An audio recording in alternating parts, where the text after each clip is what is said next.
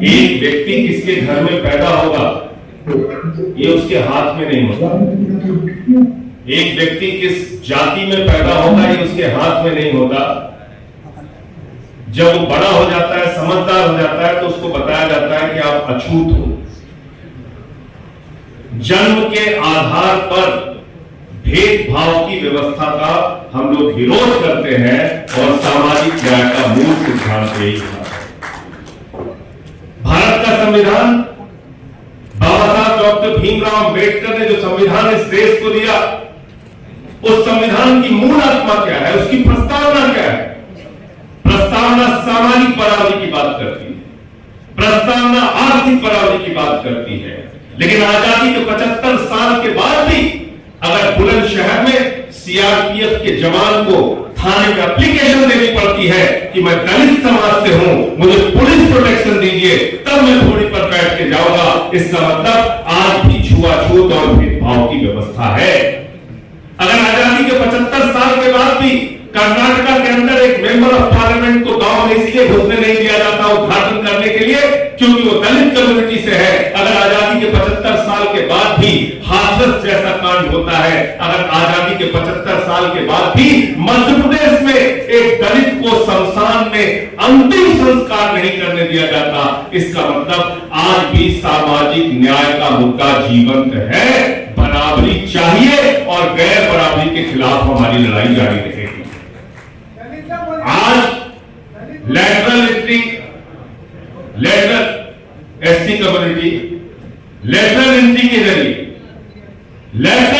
जरिए भारत की सरकार बड़े बड़े पदों पर अपने चहेते लोगों को भर्ती करते जा रही है।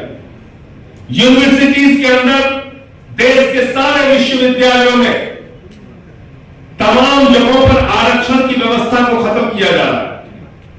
और भारतीय जनता पार्टी की जो माता जी है, उनकी मां जो है आरएसएस, उसके प्रमुख मोहन भागवत जी बिहार के चुनाव में कहते हैं रिजर्वेशन पर रिव्यू होना चाहिए, रिजर्वेशन खत्म होना चाहिए।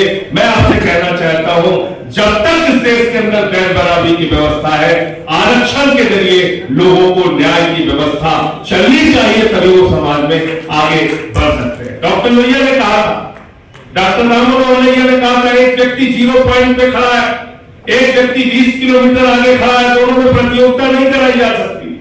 अगर आपको बराबरी की लड़ाई करानी है तो जो 0 पर खड़ा है उसको आगे लेकर आइए और तब प्रतियोगिता कराइए। और इसके लिए रिजर्वेशन का जो सिद्धांत है वो विशेष अवसर का सिद्धांत है, जो समाज के पिछड़े हुए, शोषित, वंचित लोगों को मिलना ही चाहिए।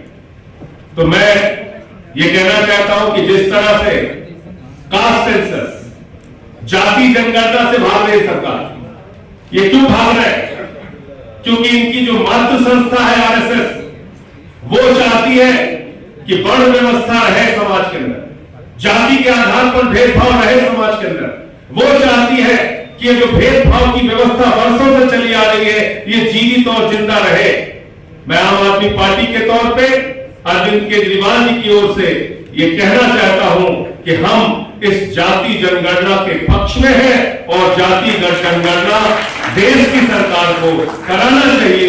पता तभी चलेगा किस जाति के कितने लोग हैं और तभी आप उनके साथ न्याय कर सकते हैं। अन्यथा खाली सबका साथ सबका विकास का नारा देके और कुछ लोगों को हम खरबोपति बनाते जाए तो ये व्यवस्था चलने वाली नहीं।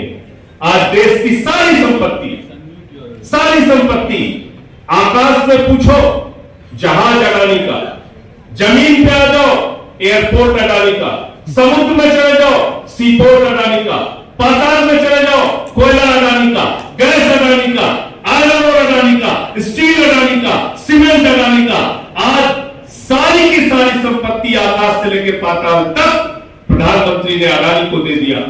2.5 लाख करोड़ रुपए का कर्जा दिया, 86,000 करोड़ रुपए का कर्जा माफ किया। आप कहते हो सबका साथ सबका विकास? नहीं, सबका साथ सबका विकास नहीं है।